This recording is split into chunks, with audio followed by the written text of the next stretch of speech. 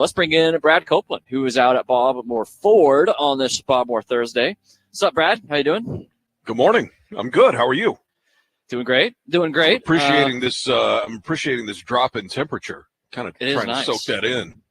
Are you feeling that temperature drop down there in Dallas, Mark, or is it still hot AF down there? I really haven't noticed, to be honest. No, I don't think so.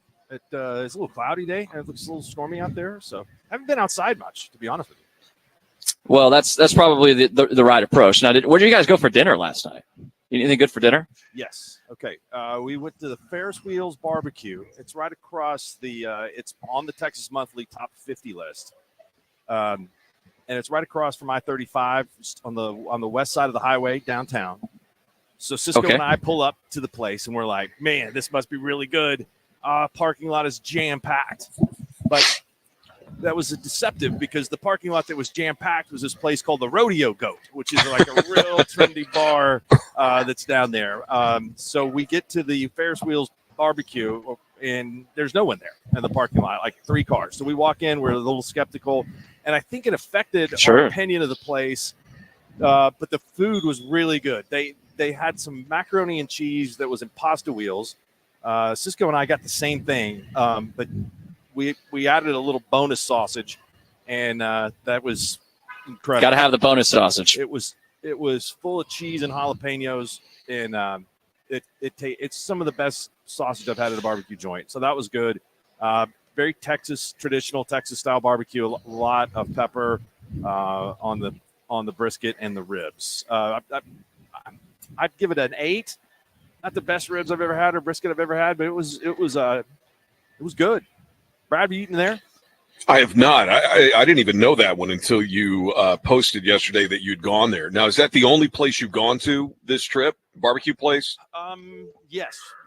Okay. Like the Cadillac Barbecue was a place I really love to have gone. That looked like it was good. It's in the top 10, but it's only open at lunch. Ah, okay. Well, that won't work for you. So that place was close.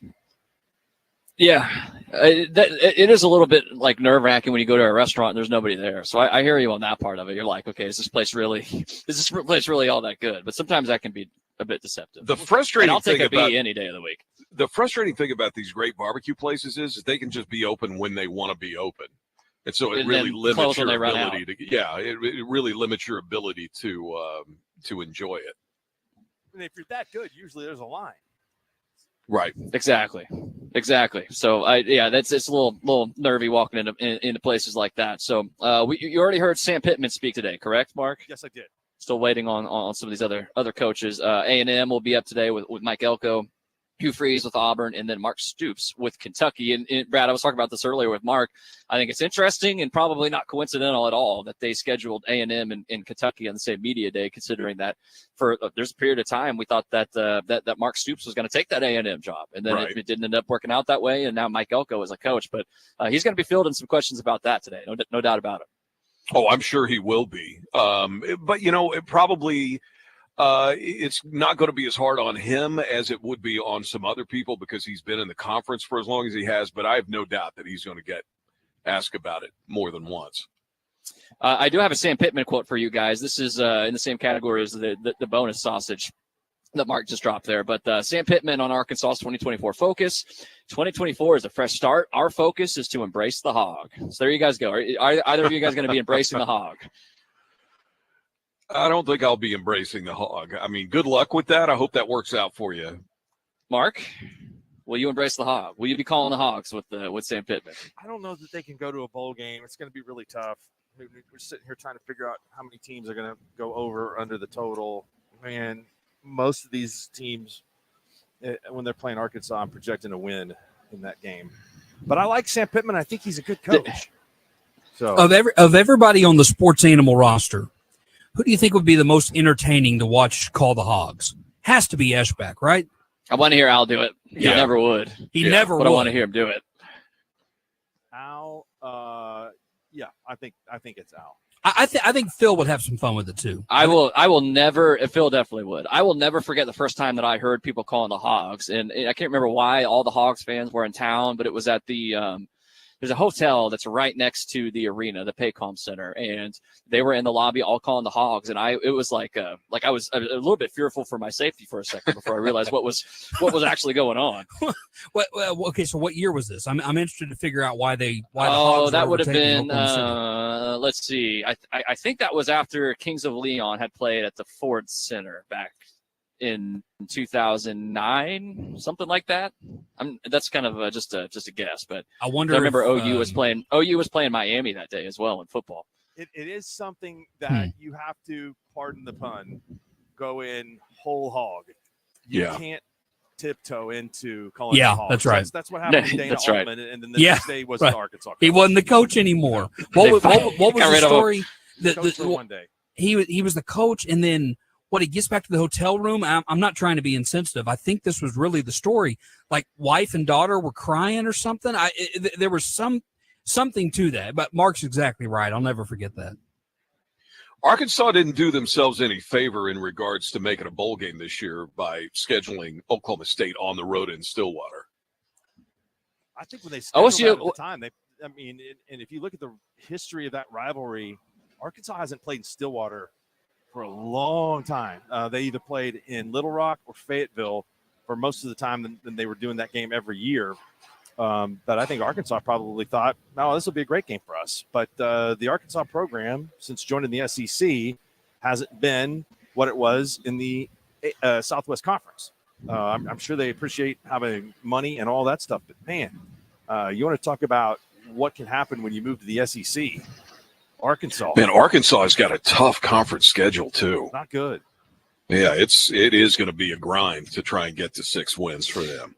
And they Brad, we talked about this a little bit before you came on. Like you look at the schedule the last couple of years, they played in 11 one-score games and they've won 2 of them. And there's definitely been times where they've been blown off the field, but there's been games where they've played good opponents and been extremely competitive in those. And so it's like they started you're so the year close, but also so far away at the same time.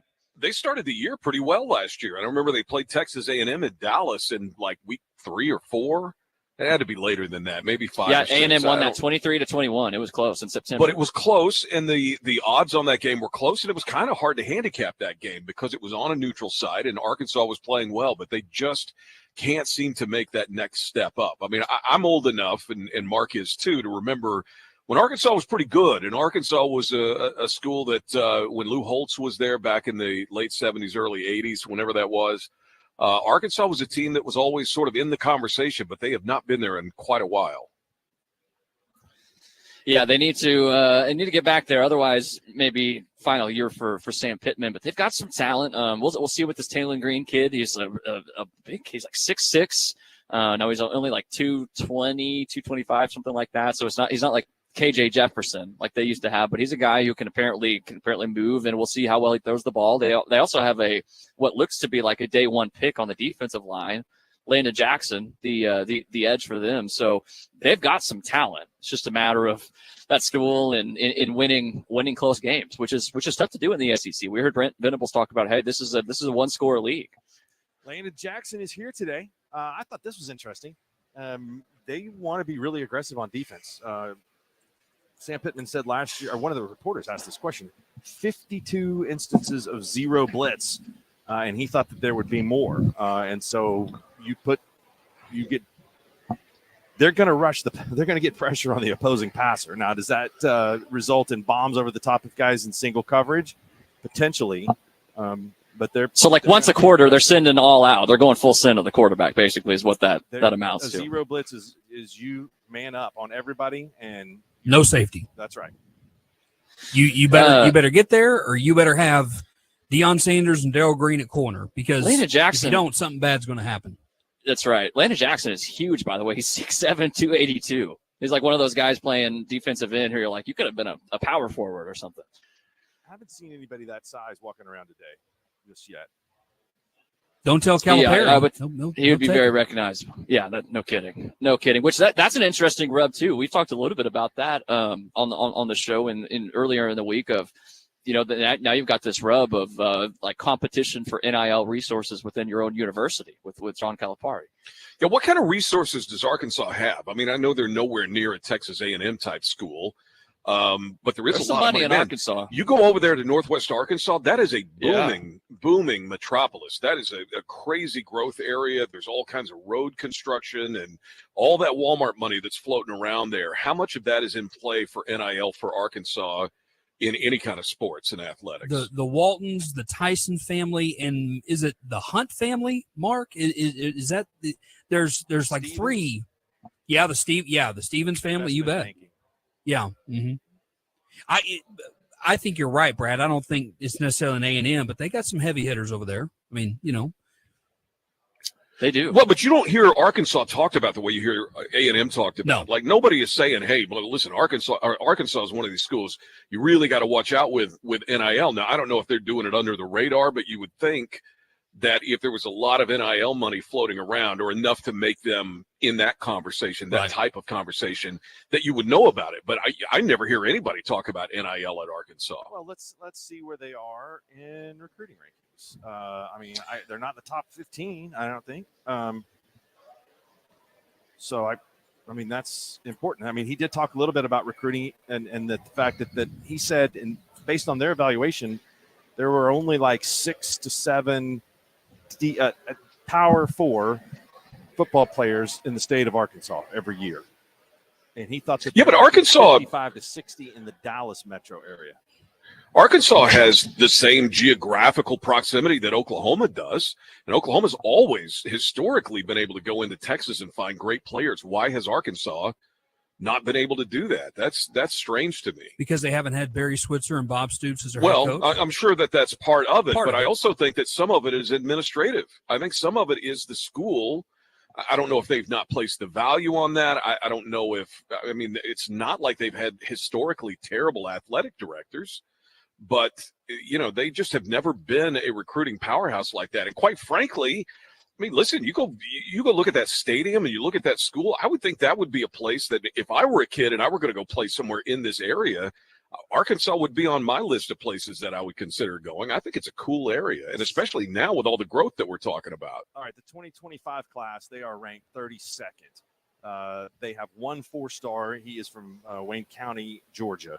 But really, got a bunch of Texas players and a few Oklahoma players on this list. There's no excuse for them to be behind Duke, Stanford, Georgia Tech in they're recruiting. an SEC there's school. no That's excuse for shocking that. to me. Yeah, no excuse for that. That is kind of crazy. So recruiting is the lifeblood of these schools. No question about it. So yeah, they need to be better. Just for reference, OU right now is 8. Oklahoma State is 37th in recruiting. Now we know OSU's philosophy has never been about where you're ranked in recruiting. It's about getting the right players and then developing them. But just for kind of context, that's sort of where they're right in the range of Arkansas. OSU is West Virginia, Baylor, right there as well. Arizona State, Tech, all kind of in that same area. One more thing on Arkansas, Mark. What's Pittman got to do to keep his job? Is it making a bowl game? I think so. I mean, I think that you have to play better. If they lose a bunch of close games, maybe people feel better about their chances of turning it around. But I think they got to get to 6. Like, how are some of these teams in this league getting to 6? I mean, there's really good teams at the top.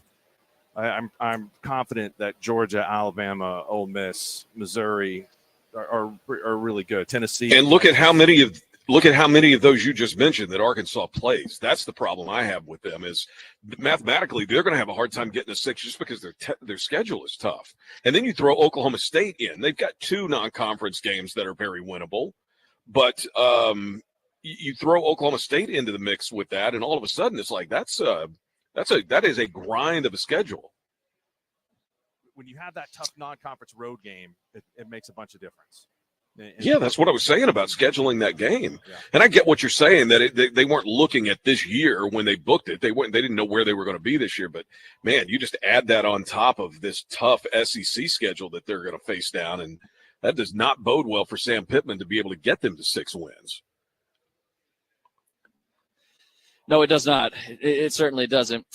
They're one of the participants of SEC Media today, alongside A&M, alongside Auburn, alongside Kentucky. So lots to talk about that down there in the DFW. Mark, speaking of A&M, going to them, I heard Kale say this was it yesterday? It may have been the day before that, there's that would be a dream job as an assistant, as a coach, just to go there and recruit. Yeah, he was saying that all on those resources.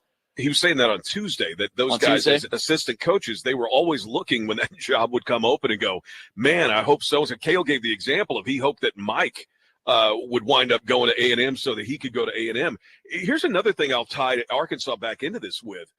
If Arkansas is looking to be competitive in the SEC and step up from where they've been, it wouldn't hurt them if they had NIL money that was floating around there from these sources that we were talking about to get in that conversation. Listen, Arkansas, you could say, is a school that historically has been good at times, but has had a reset because they've not been good in so long.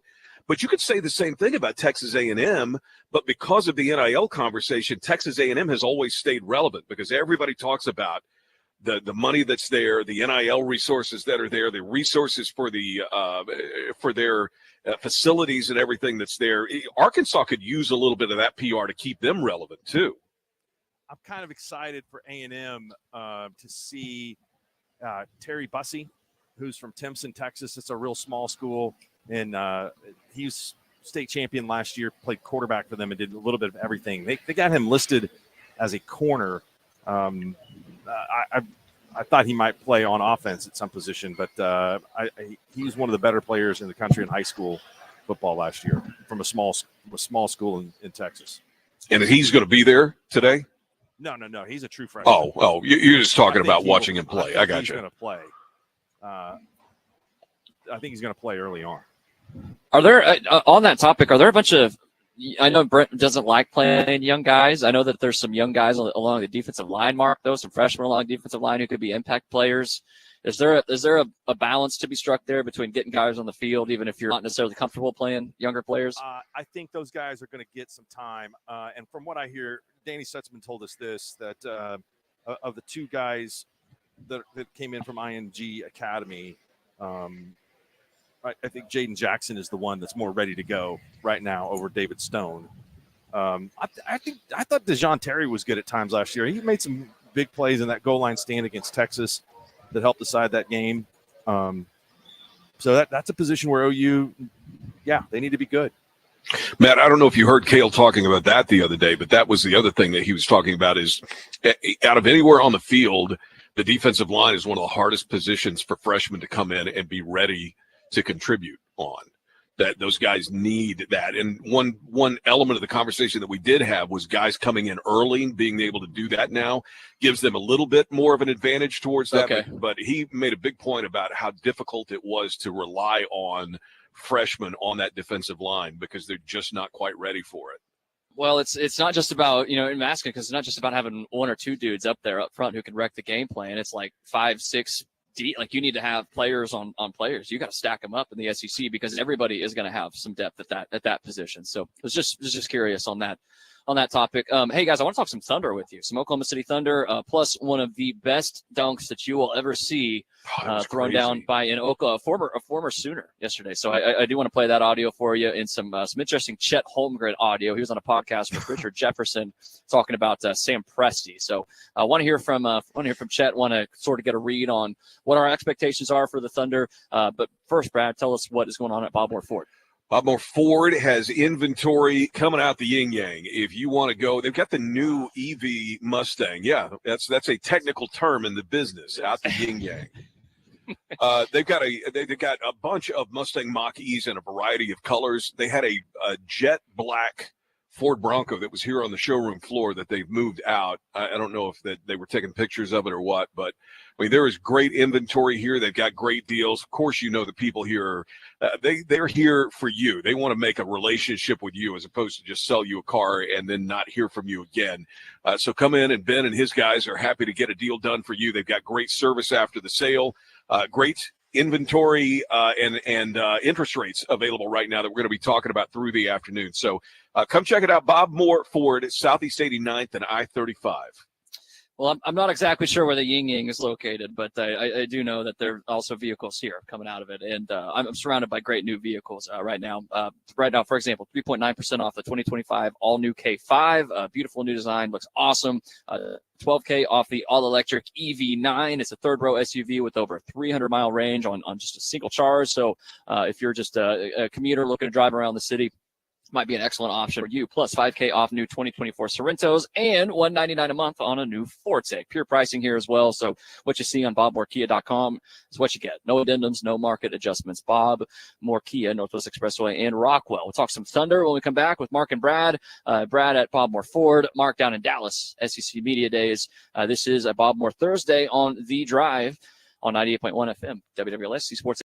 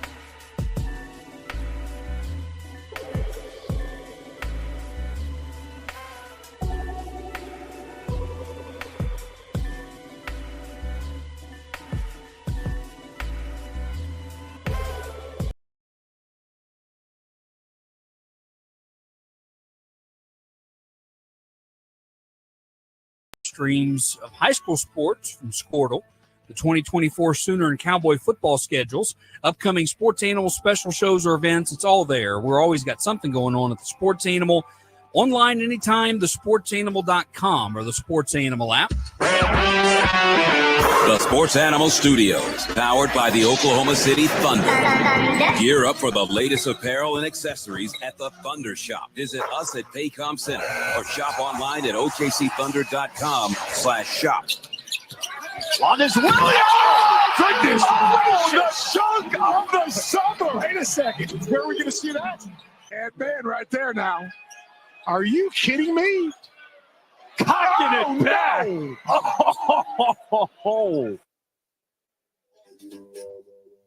Former Sooner ended his career at Wake Forest. Was he ACC Player of the Year? At least was on the All ACC team. But guys, that dunk was absurd. It was crazy. I don't know if I've ever seen a guy cock the ball back that far and then complete the dunk. Yes. He did do that. He reached back for a little extra. I said last night on Twitter when I saw that he's always outperformed every level he's ever played in. I mean, he was good at OU, but he didn't get that much playing time. He transferred to Wake Forest, and there he was in the running for ACC Player of the Year. He's a star in the G League. He's one of the best players in the G League, but he hasn't really got any run in the NBA. So I don't know what's keeping him from having a chance to get some rotational minutes in the NBA. Well, it's not like he's on a team that couldn't use him. Miami's not stocked with guys keeping people off the roster. Right.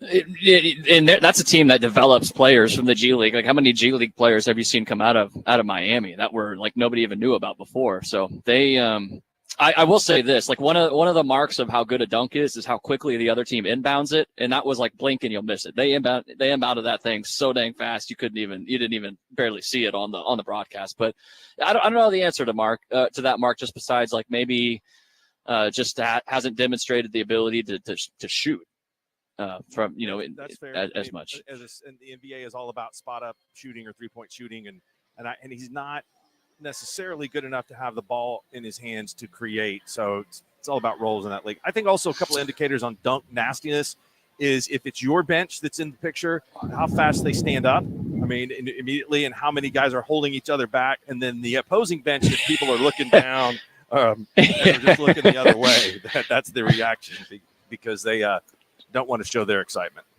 Yeah, can you play that back again one more time? I think you can hear the broadcaster like sort of reference how quickly they inbounded it. We might need to hear that again. On this Williams! Goodness! Oh, the dunk of the summer! Wait a second. Where are we going to see that? And man, right there now. He goes, wait a second. Kidding me? He wanted them to slow it down so they could play a replay of it. So Bronny played better in Summer League. There's your requisite Bronny reference for the day, by the way. I think it was either do or die for Bronny last night after the savagery that Gottlieb went after him with, saying that he wouldn't welcome him to come play for the Green Bay Fighting Phoenix.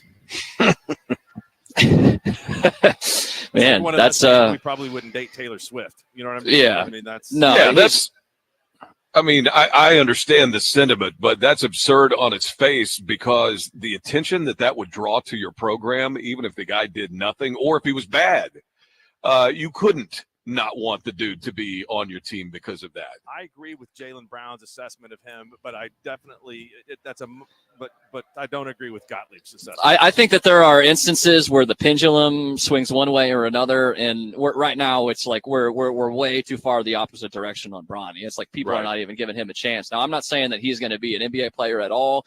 He's going to spend a lot of time in the G League this year, I have to imagine. I think he will play some NBA minutes this season, but the offense needs to come up a long way if he's going to be an NBA player. So, and then did you guys see Alex Sarr? What he did? He went 0 of 15 in a summer league game. That's tough to do. Summer league basketball it's the best. There's no coach. I mean, we in high school you get in a car, you drive someplace, you have a good time, you get the shots up. There's nobody telling you not to shoot, all those kind of things. And so Sarr goes 0 for 15 in a summer league game where defense is not a requisite. That is almost impossible to do. That is not a good start. Well, and it's crazy. It's crazy that, you know, all those the reviews, the scouting reports on him going into the draft before he was taken, that, you know, he was one of the most prepared players to come into the league. He's got this, he's got that. And for him to go over in a summer league game is I mean, you could see a guy that Bronny, who was drafted 55, going over if he wasn't named James. A guy that was that high of a pick and that was that highly touted only kind of reinforces the opinion that a lot of people had of this draft class. I saw the lowlights of that, and it looked like he was a pregnant yak. I mean, the way that he was moving around with the ball in the lane, I mean, maybe it was a little more agile than that, but there was just no direction. So I think that they need to get him into the confines of a real offense where he's in spots on the floor that he can make a basket rather than just dribbling around and shooting these leaning ball aways in the lane and doing that kind of stuff. Yeah, I think he's trying to prove he's a perimeter player by shooting all these threes, and he is so raw offensively. He's just not there yet. He is on on the Wizards, right? I mean, that's the team that drafted him. Yes. Yeah, number 2. Yep. So that says everything about his development. It is he's got no chance on that team.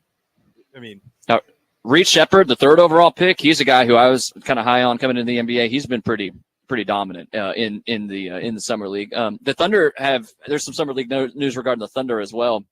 They're pulling the plug on Dylan Jones, on AJ Mitchell, and on Adam Flagler in the summer league. So that's all we're going to see of those guys until the fall. I mean, Adam Flagler is we sort of know what his role is with this team, but Dylan Jones, I was somewhat impressed with what we saw from him. And then AJ Mitchell, I don't know where he's going to fit into the guard rotation, and given where he got drafted, there's no guarantees for a second rounder, guys, but that's a guy who looks like he's like NBA ready right now. So I think it's another 2, seems like at least this early, a couple 2 solid drafts at the Thunder have made.